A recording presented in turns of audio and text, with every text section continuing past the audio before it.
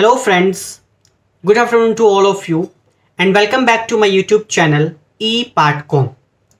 So friends, today in this particular video I'm going to discuss about tax invoice. जैसे कि आपने देख लिया होगा कि हमने यहाँ पर लिखा हुआ है tax invoice. So today in this particular video I'm going to discuss about tax invoice in my whole video. So in my last video I have covered the composition scheme कि composition scheme क्या है and how the tax is paid under composition scheme at what rates. ये सारी चीज़ हमने discuss की थी. So today we are going to deal with the tax invoice. तो friends सबसे पहले तो स्टार्ट करने से पहले हम ये समझेंगे कि टैक्स इनवॉइस आखिर है क्या. What is the meaning of tax invoice and why it is important to study the tax invoice under GST. तो टैक्स इनवॉइस जो है अगर मैं सिंपल लैंग्वेज में एक्सप्लेन करने की कोशिश करूँ कि टैक्स इनवॉइस क्या है तो मैं एक्सप्लेन करूंगा that tax invoice is a documentary evidence for any transaction. Sorry some electricity problem is there. So हाँ ओके. सो टैक्स इनवॉइस क्या है? Tax invoice is a documentary evidence for any transaction.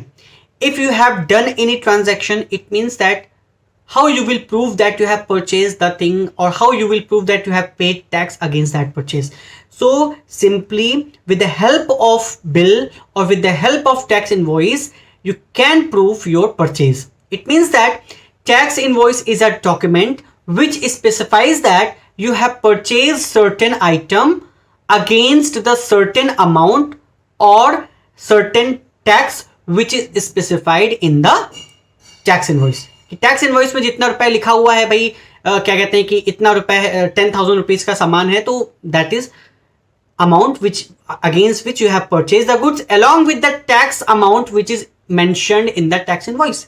Tax invoice में क्या है? हमारा tax amount भी mention होता है, स्पेसिफिकेशन ऑफ गुड्स होता है कि किस स्पेसिफिकेशन का खरीदा है, कितनी क्वांटिटी में खरीदा है. तो each and every information is given in the tax invoice.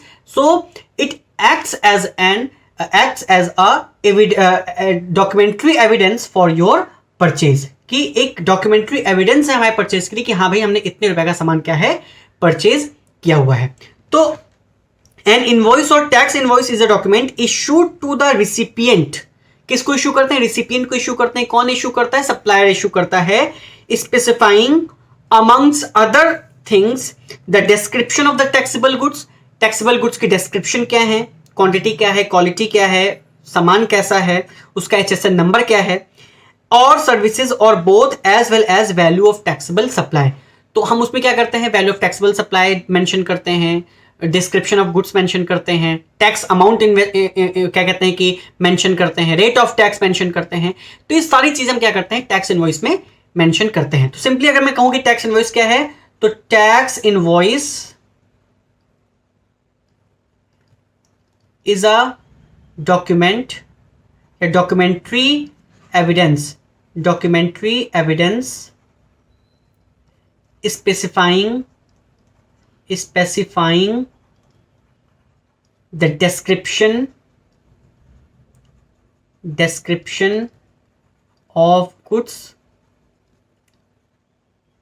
along with its taxable value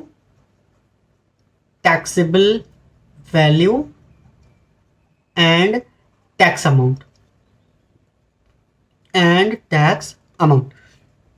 कि उसकी टैक्सेबल वैल्यू क्या है, उसका टैक्स अमाउंट क्या है. ये सारी चीजें जब हम मेंशन करते हैं तो जिस पर्टिकुलर बिल में हम इसको मेंशन करते हैं, जिस पर्टिकुलर डॉक्यूमेंट में इसको मेंशन करते हैं, that document is called tax invoice. Now हमको यहां देखना है कि issue of tax invoice, what are the conditions, what are the provisions for the issue of tax invoice. तो यहां पे जो हमारा इंपॉर्टेंट करना है वो हमको क्या करना है? Issue of tax invoice, sorry tax invoice की spelling okay, issue of tax invoice under section 31. Section 31 deals with the issue of tax invoice. Although इसको मैंने पहले भी डिस्कस किया होता लेकिन इतने डिटेल में डिस्कस नहीं किया था क्योंकि मुझे पता था कि आगे पूरा एक चैप्टर इसका अलग से है, इसलिए मैंने इसको ज्यादा डिटेल में डिस्कस नहीं किया था. तो today I am going to discuss it in detail. तो issue of tax invoice is dealt under section 31. तो सबसे पहले हमको क्या करना है? Time of issue of invoice. Time of issue of invoice. It means that what is the maximum time period, means what is the limit time period prescribed in the provision of GST Act 2007 से GST Act 2017 कि what is the time period, कि time limit क्या है कि किस time period तक हमको tax invoice issue कर देना है अगेंस्ट एनी ट्रांजैक्शन. तो time of issue of invoice. So यहां पर दो है, हमको सप्लाई ऑफ गुड्स के केस में करना है, सप्लाई ऑफ गुड्स के केस में करना है, एंड सप्लाई ऑफ सर्विसेज के केस में हमको करना है. सप्लाई ऑफ सर्विसेज के केस में हमको, दोनों के केसेस में हमको क्या है, अलग अलग प्रोविजंस है कि सप्लाई ऑफ गुड्स के केस में क्या है और सप्लाई ऑफ सर्विसेज के केस में क्या है प्रोविजंस. तो पहले हम करेंगे सप्लाई ऑफ गुड्स.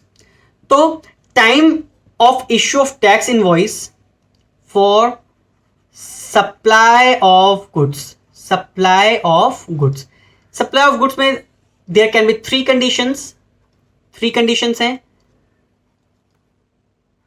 पहला तो है issue of tax invoice, issue of tax invoice by a registered person, by a registered person in case of supplying taxable goods. Supplying taxable goods.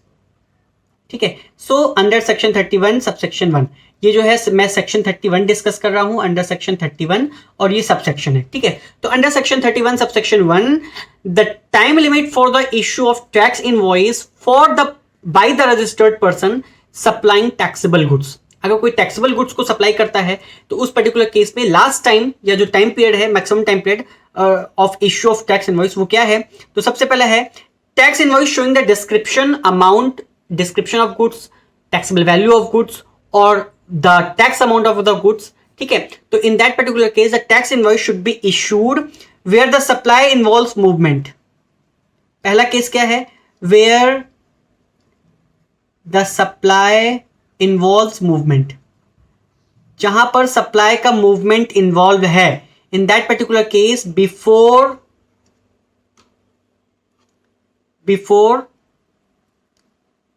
or at the time of delivery, before or at the time of removal, before or at the time of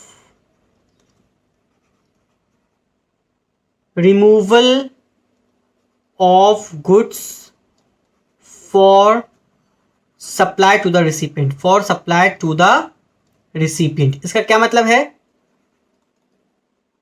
कि in case the goods required movement, मतलब कि हमको goods को एक जगह से दूसरी जगह मूव करा के लेकर जाना है, तो in that particular case the tax invoice should be issued before और at the time of removal of goods for the recipient. ठीक है. इसका क्या मतलब, जैसे कि कभी कभी हम अमेजोन से अगर कोई गुड्स परचेज करते हैं तो आपने देखा होगा कि जैसे ही हम ऑर्डर प्लेस करते हैं तो हमारे पास एक क्या कहते हैं लिंक आ जाता है जिसमें हम गुड्स को ट्रैक करते हैं. उसमें हमारा ये होता है कि भाई गुड्स डिस्पैच या क्या, जैसे मतलब कि डिफरेंट तरह से हमको सारी एक्टिविटीज की पता मतलब सारी एक्टिविटीज क्या पता चलती रहती हैं. तो इन दैट पर्टिकुलर केस जो इनवॉइस इशू होता है before the removal of goods. ठीक है. तो जो इनवॉइस इशू हो जाना चाहिए, जो last date of issue of invoice है वो कब होना चाहिए, बिफोर और at the removal of goods, at the time of removal of goods. जब गुड्स वहां गोडाउन से निकल जाता है उस टाइम से पहले या उस टाइम तक हमको क्या करना है, इनवॉइस इश्यू कर देना. हमारे पास एक मेल भी आ जाता है कि आपके नाम से इनवॉइस आपके इश्यू हो गई है, ये वो. ठीक है. जो भी है, तो आप देखते होंगे गुड्स के साथ साथ आपकी बिल भी आ जाती है, इनवॉइस भी उसमें गुड्स के साथ अटैच रहता है. ठीक है. तो इसका मतलब क्या है, in case the where the goods required movement, in that particular case the invoice should be issued on or before the removal of the goods for the delivery. दूसरा है in any other case, in any other case means जहां पर remove मतलब कि movement required नहीं है. In any other case, in any other case before और at the time of delivery, before और at the time of delivery, at the time of delivery of the goods, delivery or making available delivery of goods. इसका क्या मतलब है, in any other case का मतलब ये है कि where the goods do not required movement, मतलब कि हमको उस पर्टिकुलर जगह जा करके उसकी डिलीवरी करनी है। जैसे कि क्या कहते हैं कि कोई पर्टिकुलर मशीन है या कोई पर्टिकुलर जनरेटर है जो कि फिक्स है, हमको उस जनरेटर की डिलीवरी करनी है, तो जाहिर सी बात है good do not required movement. मैंने उनको कहा कि भाई ये जनरेटर हम आपको मेक अवेलेबल कर रहे हैं, that is called delivery of goods. ठीक है, तो in that particular case the invoice should be issued on or before the date of delivery. जिस दिन हम उसकी डिलीवरी कर रहे हैं या जिस दिन I am making that good available to that person, in that particular case the invoice should be issued on or before the delivery of the goods। ठीक है, तो ये दो केस थे कि जहां पर इनवॉइस जो है where the goods required movement and where the goods not required movement. In that particular case हम कैसे मतलब लास्ट डेट क्या है इनवॉइस को इश्यू करने की, वो हमने यहां पर डिस्कस किया। दूसरा केस क्या है, in case of continuous supply of goods. In case of continuous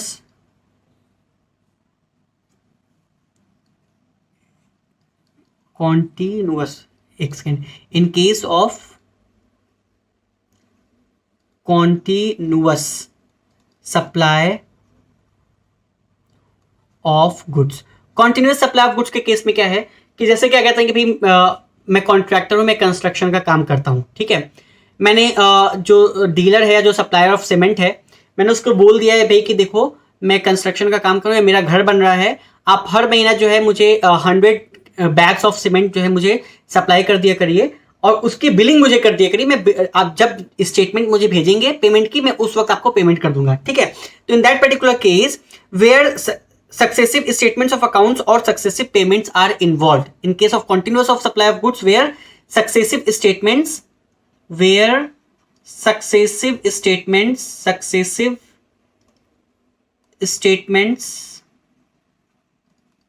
or successive payments are involved।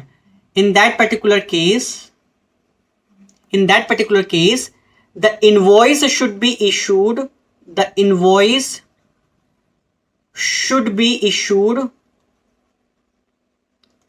before the issue of such successive statement or before the receipt of at the time of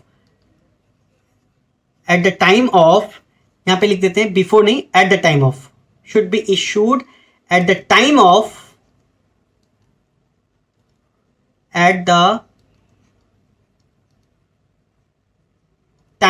such statement or at the time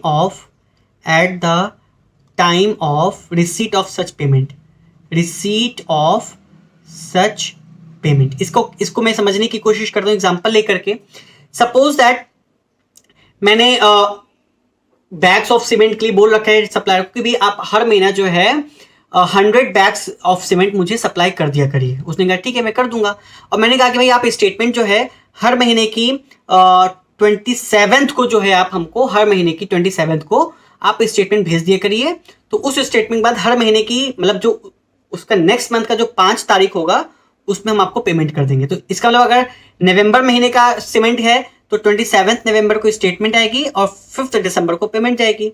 फिर उसी तरह से 27 दिसंबर को statement आएगी और 5 जनवरी को क्या है हमारा पेमेंट जाएगा। फिर उसके बाद ऐसा ही 27 जनवरी को हमारे पास स्टेटमेंट आएगी और 5 फरवरी को हमारा क्या है पेमेंट जाएगा। तो हमने ये कर रखा है कि भाई आप हर महीने के 27 को भेजा करिए स्टेटमेंट और हम उसके अगले महीने की 5th तक जो है मैं आपको पेमेंट कर दिया करूंगा। ठीक है, तो in that particular case the invoice should be issued at the time of issue of such statement or at the time of receipt of payment whichever is earlier. दोनों में से जो अर्लियर होगा उस टाइम के पहले मतलब उस टाइम तक हमको क्या करना है इनवॉइस इशू कर देना है। सपोज दैट ये तो नवंबर मंथ का है, ये दिसंबर मंथ का है और ये जनवरी मंथ का है। ठीक है, अब सपोज दैट फरवरी मंथ का जो है हमारा 27 फरवरी को स्टेटमेंट इशू हुआ, लेकिन उसकी पेमेंट हमको 25 फरवरी को ही मिल गई।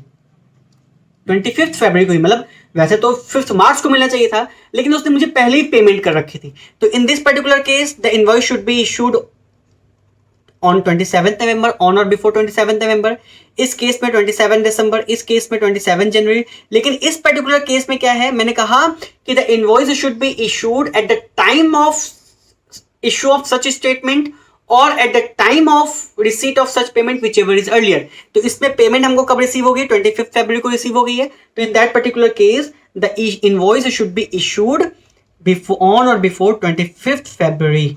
ठीक है, 25 February. So in case of continuous supply, the invoice should be issued at the time of where successive statements or successive payments are involved. So in that particular case, the invoice should be issued before the date, means at the time of issue of such in statement or at the time of receipt of such payment, whichever is earlier. दोनों में से whichever is earlier होगा, that will be your time of issue of invoice. ठीक है, तो यहां पे क्या है, ऑन और बिफोर, या तो 25 फरवरी या उससे पहले पहले वो क्या कर सकता है, इनवॉइस को इशू कर सकता है, but not later than that. ठीक है, नेक्स्ट है गुड्स आर सेंट।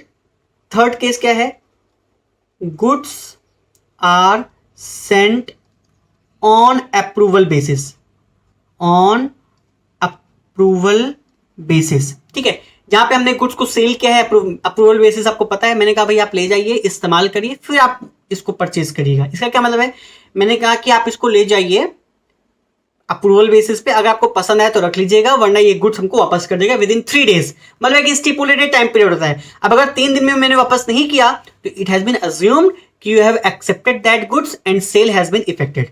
लेकिन अगर 3 दिन से पहले आपको पसंद नहीं आया तो you can return those goods. तो उसको हम क्या बोलते हैं, गुड्स सेंट ऑन या सोल्ड ऑन अप्रूवल बेसिस। तो in that particular case the invoice shall be issued, the invoice shall be issued before or at the time of supply, before or at the time of supply or within six months from the date of removal, or 6 months from the date of removal, from the date of removal, whichever is earlier, whichever is earlier। इसका क्या मतलब है कि the invoice shall be issued before or at the time of supply। इसका क्या मतलब है, supply तो अभी हुई नहीं, सप्लाई कब होगी, जब वहां से अप्रूवल आ जाएगी। मैंने कहा भाई आप ले जाइए, ठीक है, आप इसको जब अप्रूव कर देंगे तब सप्लाई होगी, क्योंकि जब तक अप्रूवल नहीं आएगा तब तक कोई सप्लाई नहीं होगी, क्योंकि उस पर्टिकुलर केस में गुड्स रिटर्न भी आ सकता है। लेकिन ऐसा नहीं कि आप 6 महीने तक कोई कर ही नहीं रहे, अप्रूवल दे ही नहीं रहे। तो अगर विद इन 6 मंथ्स आप अप्रूवल नहीं देते हैं तो इट हैज बीन अज्यूम्ड कि you have accepted the goods and sale has been effected. तो in that particular case the invoice should be issued before और at the time of supply. Supply कब होगी, जब अप्रूवल आ जाएगा।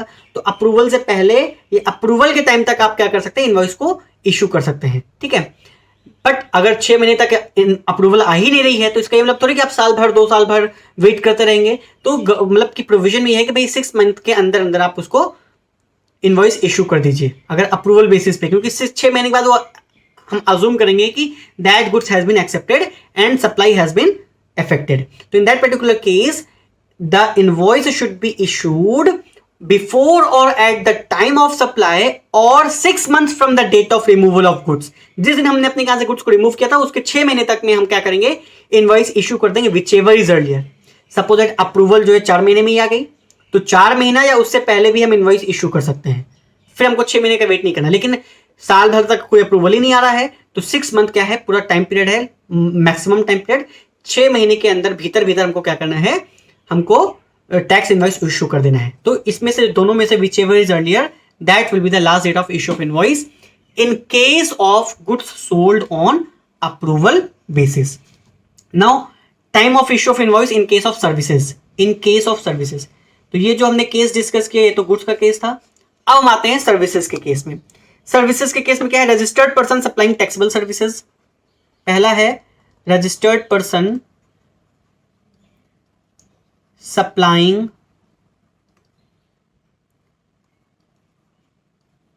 taxable services। Taxable services. अच्छा, यहाँ पे मैंने जो सब सेक्शन किया था, sub section 1, sub section 4 and sub section 7, ये 3 सब सेक्शन जो है गुड्स से रिलेटेड है। ये 3 सब सेक्शन क्या है? Section 31 sub section 1 taxable goods के केस में, sub section 4 continuous supply of goods के केस में, और सब सेक्शन 7 जो है वो हमारा क्या है? Approval basis, goods sold on approval basis के केस में है, प्रोविजन को डिस्कस करता है। और सर्विसेज के केस में क्या है? पहला सबसेक्शन क्या है? पहला सबसेक्शन है सेक्शन 31 सबसेक्शन 2। सबसेक्शन 2 में क्या है? Registered person supplying taxable services. ठीक है, इसमें क्या है? Tax invoice showing the description value tax charge thereon and such other particulars as way prescribed shall be issued by the supplier of taxable services. पहला क्या है? पहला केस है before or after the provision of services. Before or after the provision of services. Before or after the provision of services but within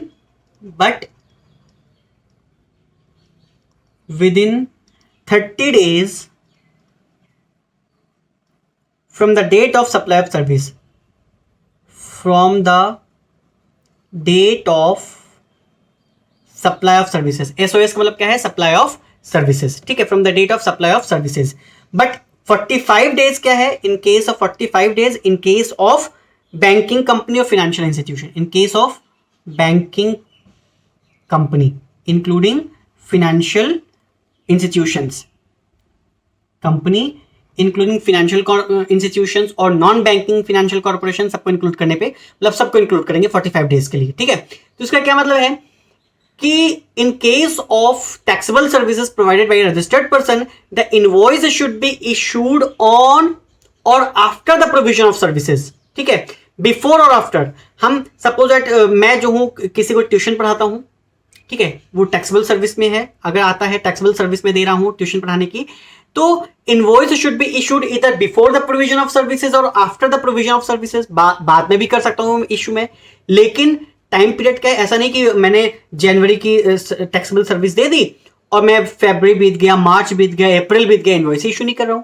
तो provision में यह है कि विद इन 30 डेज, बाद में भी आप कर सकते हैं लेकिन not later than 30 days. Within 30 days you have to issue the tax invoice before or after the issue of services, but within 30 days from the date of provision of services, कि जिस दिन आपने service provide की उसके 30 दिन के अंदर अंदर आप टैक्स इनवॉइस इशू कर दीजिए। और in case of banking company including financial institutions and non banking financial corporation it is 45 days, कि इन केसेस में क्या है? Within 45 days you have to issue the tax invoice. ठीक है, तो ये तो था इन केस ऑफ मतलब कि टैक्सेबल सर्विसेज सब सेक्शन 2।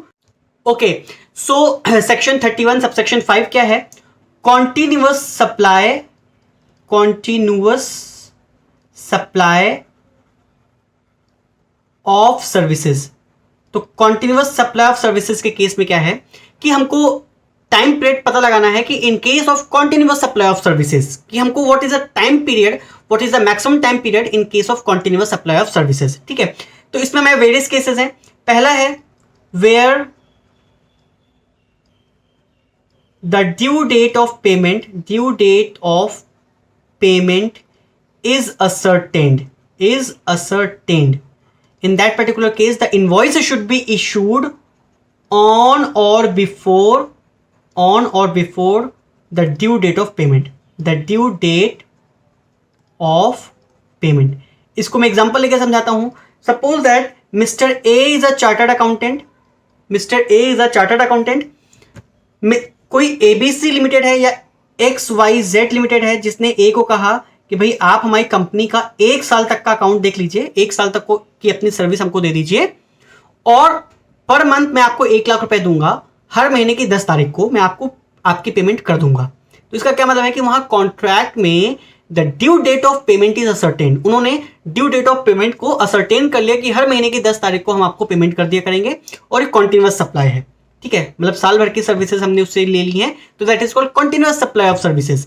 तो वहां पर क्या है कि क्योंकि ड्यू डेट ऑफ पेमेंट हमने असर्टेन कर रखी है 10th ऑफ एवरी मंथ, तो हमारी जून से जॉब लगी है तो जून की पेमेंट कब आएगी? 10th जुलाई तक। जुलाई की पेमेंट कब आएगी?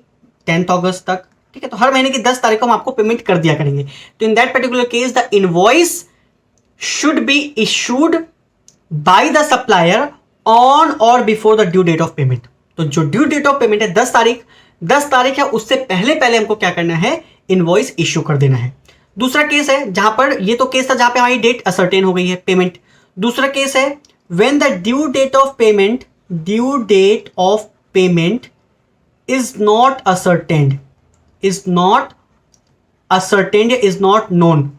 So in that particular case, on or before the due date, the payment is received. The payment is received by the supplier. Received by the supplier. अब सेम उसी एग्जाम्पल को continue करते हैं। Supplier नहीं, supplier, sorry, ये supply नहीं होगा, supplier होगा, ठीक है, सप्लायर। अब उसी एग्जाम्पल को कंटिन्यू करते हैं। सपोज दैट मैं सीए हूं, XYZ लिमिटेड ने मुझे कहा कि भाई आप मेरे अकाउंट को 1 साल तक देख लीजिए, जो पेमेंट होगी मैं आपको कर दिया करूंगा। उसने कोई डेट नहीं बताई कि हर महीने की 10 तारीख को करूंगा या 15 तारीख को करूंगा। अब वो कभी 5 तारीख को पेमेंट दे देता है, कभी 2 तारीख को दे देता है, कभी 8 तारीख को दे देता है, मतलब कोई असर्टेन डेट नहीं है। जब उसको ठीक लगता है तो जून की पेमेंट उसने 2 तारीख को दे दी, 2 जुलाई को पेमेंट उसने 5 अगस्त को दी, अगस्त की पेमेंट उसने 10 सितंबर को दी, ठीक है। तो इस तरह से मतलब कोई डेट नहीं है, जब उसको ठीक लगता है एज सून एज पॉसिबल वो हमारी पेमेंट कर देता है। तो in that particular case when the date is not ascertainable from the contract, in that particular case the due date should be issued on or before the receipt of payment. तो जिस दिन supplier payment receive कर रहा है उस दिन या उस दिन से पहले पहले उसको क्या करना है? इनवॉइस इश्यू कर देना है। जैसे पहले जून की पेमेंट हमने 2 जुलाई को रिसीव की, तो 2 जुलाई या उससे पहले पहले हमको इनवॉइस इश्यू कर देना है। जुलाई की पेमेंट मैंने 5 अगस्त को रिसीव की, तो 5 अगस्त या उससे पहले पहले हमको इनवॉइस इश्यू कर देना है। तो इस तरह से जिस दिन हमको पेमेंट रिसीव हो रही है उस दिन या उस दिन से पहले पहले हमको क्या करना है? इनवॉइस इश्यू कर देना है। तीसरा है when the payment is linked with the completion of an event, with the completion of an event. So in that case, on or before the date of completion, the date of completion of an event. इसका क्या मतलब है? इसका मतलब ये है कि suppose that मैंने किसी पर्टिकुलर कॉन्ट्रैक्टर को, कोई कॉन्ट्रैक्टर ए है, मैंने उसको एक कॉन्ट्रैक्ट दिया कि भाई मुझे एक 10 फ्लोर की बिल्डिंग बनानी है, ठीक है। तो उसने कहा ठीक है बना दूंगा मैं, लेकिन हर एक फ्लोर कंप्लीट होगा उसकी पेमेंट मुझे चाहिए, दूसरा फ्लोर कंप्लीट हुआ तो उसकी पेमेंट, मतलब एक इवेंट मैंने बता दिया कि जैसे जैसे फ्लोर्स कंप्लीट होंगे वैसे वैसे मुझे पेमेंट होगी। तो यहां पर क्या है? Payment is linked with the completion of an event. तो वहां पर क्या है? सपोज दैट पहला जो फ्लोर कंप्लीट हुआ है वो 2 महीने में कंप्लीट हुआ है, तो जिस दिन कंप्लीट हुआ है on or before the date of completion, तो the invoice should be issued on or before the date of completion. पहला फ्लोर जो कंप्लीट हुआ है वो 10 जनवरी को कंप्लीट हुआ है 2018, तो 10 जनवरी या उससे पहले पहले हमको क्या करना है? इनवॉइस इश्यू कर देना है उस पर्टिकुलर पेमेंट के लिए। फिर दूसरा फ्लोर है वो सपोज दैट 15 मार्च 2019 को कंप्लीट हुआ है, तो जो ये इवेंट कंप्लीट कब हुआ है? 15 मार्च को हुआ है दूसरा फ्लोर का इवेंट, तो हमको invoice should be issued on or before 15th of March. फिर तीसरा फ्लोर इसी तरह से कंप्लीट हुआ सपोज दैट 10 जून 2019 को, तो 10 जून या उससे पहले पहले हमको क्या करना है? इनवॉइस इश्यू कर देना है। तो in that particular case when the payment is linked with the completion of an event, किसी कंप्लीशन ऑफ इवेंट पे डिपेंड करता है पेमेंट, तो in that particular case the invoice should be issued on or before the date of completion of an event. तो ये तो था subsection 5 of section 31। अब सबसेक्शन 6 क्या कहता है? Date of issue of invoice in case of cessation of services. तो in that particular case cessation of services मतलब क्या है? कि सर्विस सीज हो जाना। सपोज दैट मैं कॉन्ट्रैक्टर हूं, मैं कंस्ट्रक्शन की सर्विस प्रोवाइड करता हूं, लेकिन कुछ ऐसी कंडीशंस आ गई कि अब मैं सर्विस प्रोवाइड नहीं कर सकता। Now I am not allowed to provide the service, या लॉ की वजह से, या हो सकता है फर्दर मेरे पास कैपिटल नहीं है, या कोई और भी रीजंस हो सकते हैं जिसकी वजह से मेरी सर्विस प्रोवाइड करना इज नॉट अलाउड। सर्विस मेरी सीज हो गई है, I am not allowed further to provide the services, ठीक है। तो in that particular case the invoice should be issued at the time when supply ceases,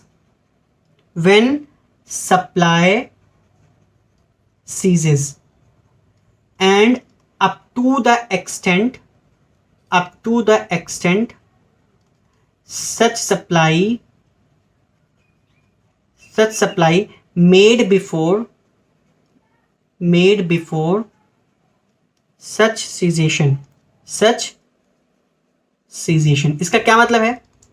suppose that मुझे contract मिला है कि 10 फ्लोर की बिल्डिंग आपको बनानी है. मैंने कहा ठीक है, बना दूंगा. मैं कॉन्ट्रैक्टर हूं, मेरे पास तो मैं सर्विस इसी चीज की प्रोवाइड करता हूं, कंस्ट्रक्शन सर्विसेज. मैंने कहा ठीक है, बना दूंगा. लेकिन कुछ ऐसी कंडीशन आ गई कि भाई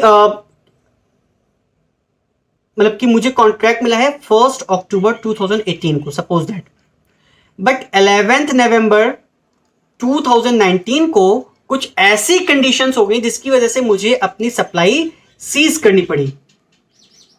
मतलब अब मैं सप्लाई नहीं कर सकता, प्रोवाइड नहीं कर सकता, क्योंकि मेरी सर्विस प्रोवाइडिंग जो है वो सीज हो गई है. तो in that particular case the invoice should be issued at the time of cessation of services. तो किस दिन हमारी सर्विस सीज हुई? 11 नवंबर को. तो 11 नवंबर तक हमको क्या करना है, या 11 नवंबर को हमको क्या करना है, इनवॉइस इशू कर देना है. अच्छा, इनवॉइस कितने तक की इशू करेंगे? हमको 10 फ्लोर को बनाने का कॉन्ट्रैक्ट मिला था, लेकिन हमने 11 नवंबर 1 अक्टूबर से लेकर 11 नवंबर तक हमने सिर्फ 4 फ्लोर्स का कंस्ट्रक्शन किया. 4 फ्लोर्स का कंस्ट्रक्शन किया है. तो in that particular case the invoice should be issued up to 4 floors only. मतलब 4 फ्लोर के बराबर का जो इनवॉइस होगा, अमाउंट का इनवॉइस होगा, ओनली दैट अमाउंट, मतलब only up to that amount the invoice should be issued. तो ये तो था हमारे सेक्शन 31 के वेरियस सबसेक्शंस, सबसेक्शन 1 2 3 4 5 6, जिसमें issue of invoice in case of supply of goods और issue of invoice in case of supply of services, जो कि हमने अलग अलग किया है. ठीक है, गुड्स का अलग था, सर्विसेज का अलग था. तो आई होप कि आपको time of issue of invoice in case of goods as well as in case of services समझ में आ गया होगा. But still if you have any doubt you can ask me in the comment section, and please don't forget to subscribe the channel. So please like, share and subscribe my channel for future notifications. Press the bell icon. Thank you and have a good day.